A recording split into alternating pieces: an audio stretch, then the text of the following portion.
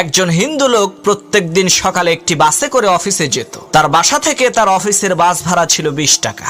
একদিন সেই হিন্দু লোকটি চিন্তা করলো, আমি যেই বাসে করে প্রতিদিন অফিসে যাই সেই বাসের কন্ডাক্টর তো মুসলমান, তাকে একটু পরীক্ষা করে দেখব যে মুসলমান লোকদের স্বভাব চরিত্র কেমন, তাদের মধ্যে সততা আছে কিনা।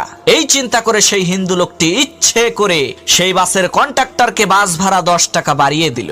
এখন বাসের কন্ডাক্টর কিন্তু বুঝতে পেরেছে যে ওই হিন্দু লোকটি ভুল করে 10 টাকা বেশি দিয়েছে।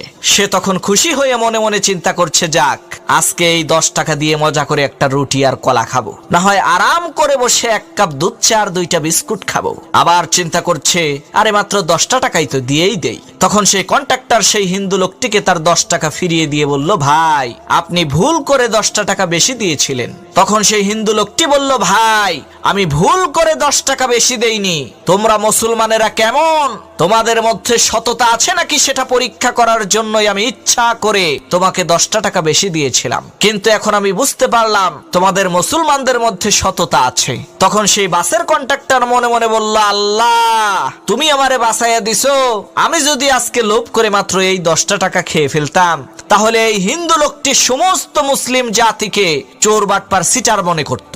আল্লাহ তুমি আমার সম্মান রক্ষা করছো।